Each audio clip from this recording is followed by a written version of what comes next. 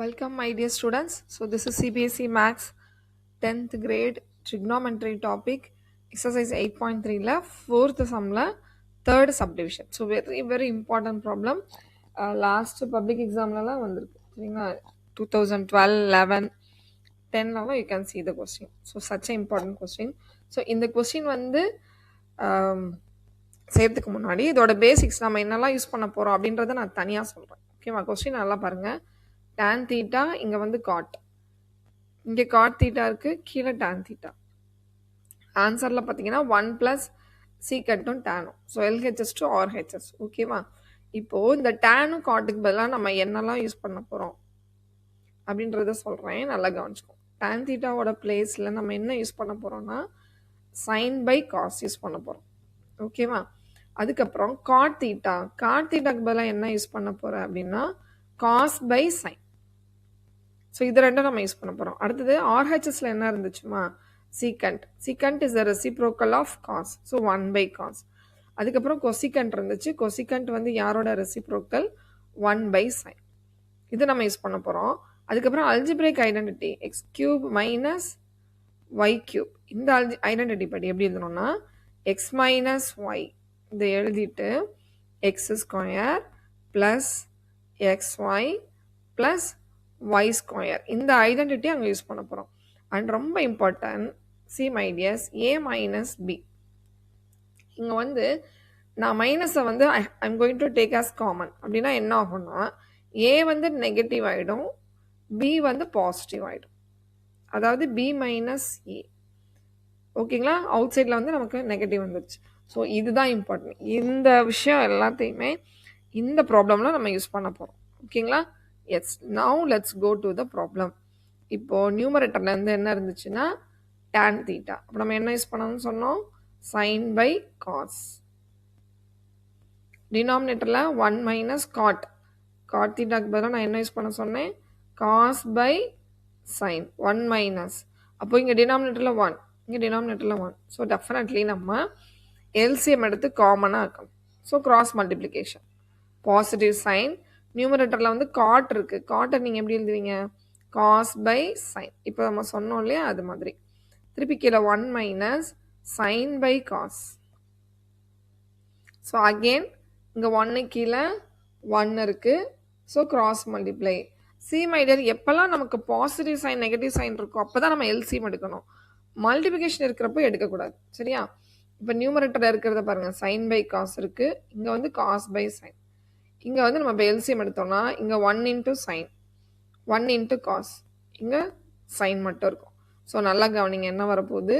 sin by cos, கீழே என்னமா வந்திருக்கும்? sin - cos தீட்டா, கீழே ஒரு sin தீட்டா. ஸோ எதுவுமே கேன்சல் பண்ண முடியல. பாசிட்டிவ் சைன், இங்கே வந்து நம்ம காட்டுக்கு பதிலாக cos by sin போட்டிருந்தோம். இங்கே எல்சிஎம் எடுக்கல என்ன வந்துச்சுன்னா cos - sin theta divided by cos theta. So இந்த ஸ்டெப்லேருந்து இது எப்படி வந்துச்சுன்னு புரியுதா?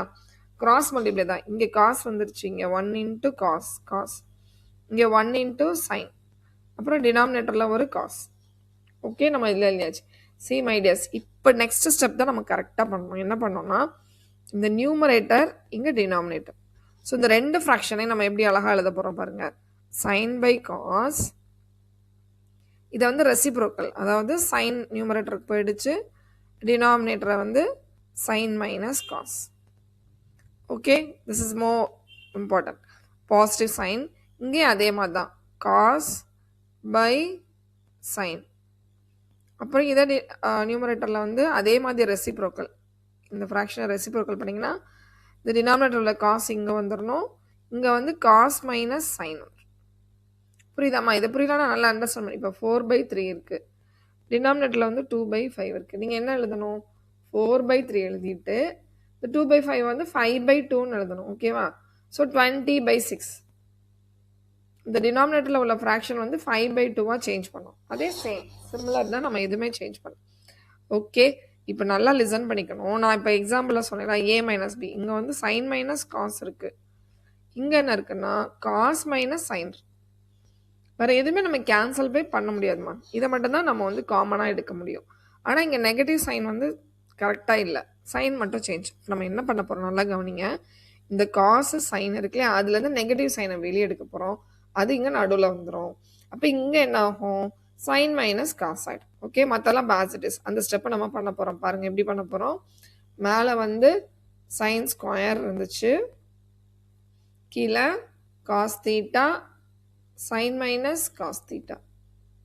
இப்போது மைனஸ் இங்கே வந்து cos square theta, listen my dear, sine theta.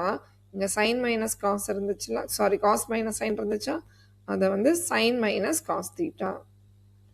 ஏன்னா நெகட்டிவ் சைன் நமக்கு நடுவில் வந்துருச்சு. ஓகே, ஸோ இப்போ யார் நமக்கு காமனாக இருக்காங்கன்னு பார்த்தீங்கன்னா, இந்த சைன் மைனஸ் காஸ் இங்கேயும் இருக்குது, இங்கேயும் இருக்குது, நடுவில் நெகட்டிவ் சைன் இருக்குது. So I can take this sine minus cos as common. So who is in the numerator, sine square, கீழே ஒரு காஸ், மைனஸ் காஸ் ஸ்கொயர், கீழே ஒரு சைன்.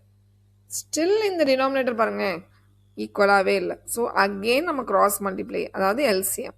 அப்போ இங்கே எழுதுகிற இந்த ஸ்டெப்பை இங்கே வந்து சைன் மைனஸ் காஸ் எழுதிட்டு கிராஸ் மல்டிப்ளை பண்ணிங்கன்னா, சி மை டியர், இந்த சைன் ஆல்ரெடி இங்கே சைன் ஸ்கொயர், இங்கே ஒரு சைனால் மல்டிப்ளை பண்ணுறேன். அப்போ என்ன ஆகும், இங்கே சைன் கியூப் வந்துடும், minus cos square into cos. அப்போ இங்கே காஸ் கியூப் வந்துடும். டினாமினேட்டரில் சைன் தீட்டா காஸ் தீட்டா. ஓரளவுக்கு சிம்பிளிஃபை பண்ணாச்சு. மேலே வந்து இப்போ நமக்கு என்ன இருக்குது, sign cube minus cos cube, அதாவது எக்ஸ் மைனஸ் ஒய். அதுக்கப்புறம் இங்கே சைன் ஸ்கொயர் ப்ளஸ் 2 வரக்கூடாது, ஞாபகம் வச்சுக்கோங்க. இது ஏ மைனஸ் பி ஃபார்முலா கிடையாது. Sine cos plus cos square theta. டினாமினேட்டரில் நம்ம வெளியே காமனாக எடுத்தோம் இல்லையா, சைன் மைனஸ் காஸ்.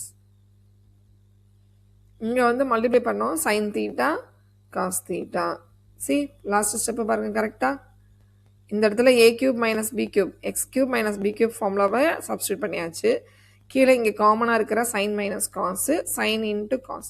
ஸோ இந்த 3 டேர்ம்ஸ் தான் இங்கே இருக்குது. இப்போது என்ன பண்ணலாம், இந்த காஸ் சைன் மைனஸ் காஸையும் கேன்சல் பண்ணலாம். So what is left out, இங்கே பாருங்கள், இங்கே சைன் ஸ்கொயர் இருக்குது, இங்கே காஸ் ஸ்கொயர்.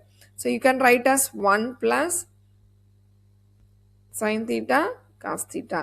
ஸோ இந்த டினாமினேட்டரில் உள்ள சைன் பை காஸை கீழே இங்கே சைன் தீட்டா காஸ் தீட்டா அப்படியும், இங்கே சைன் தீட்டா காஸ் தீட்டானும் எழுதலாம். இப்போ இங்கே ரெண்டெலாம் கேன்சல் ஆகிடுச்சு, 1 மட்டும் இருக்குது. இங்கே வந்து 1 by sine 1 by cos. So அது எப்படி எழுதலாம், 1 பை காஸ்க்கு பதிலாக கொசிகண்ட், இங்கே வந்து சீக்கண்ட், பாசிட்டிவ் 1. ஸோ இதுதான் நம்மளுடைய ஆர்ஹெச்எஸ். That's all. இங்கே எப்படி நமக்கு 2 டைம்ஸ் எழுதுனீங்க, இப்போது 4 பை 4 ப்ளஸ் 7 இருக்குது. சாரி, இப்போ நம்ம வேறு எதாவது வச்சுப்போமே, 4 ப்ளஸ் இங்கே ஏ கீழே வந்து 3 இருக்குமா, இதை நம்ம எப்படி எழுதலாம், 4 பை 3 ப்ளஸ் ஏ பை 3 இப்படி எழுதலாம் தானே. கீழே டினாமினேட்டர் வந்து இட்ஸ் காமன் ஃபார் போத். அது மாதிரி தான் இந்த ப்ராப்ளமில். இங்கே கேட்டாங்க ஒரு ஸ்டூடெண்ட், சைன் காஸ் எதுக்கு இங்கே 2 டைம்ஸ் எழுதுறீங்க, சைன் காஸ், இங்கேயும் சைன் காஸ் 2 டைம்ஸ் இல்லை, இங்கே நடுவில் பாசிட்டிவ் சைன் இருக்கலாமா, அதனால நம்ம 2 பேருக்கும் காமனாக டினாமினேட்டராக எழுதலாம். அதே மாதிரி ஒன்ஸ் நம்ம இந்த ப்ராப்ளம் மாதிரி தான் இதில் எழுதணும்ல, 2 டைம்ஸ் எழுதியிருக்கோம், இங்கே 1 டைம், அந்த மாதிரி. Okay, so to you understand my dear students, I hope you all understand.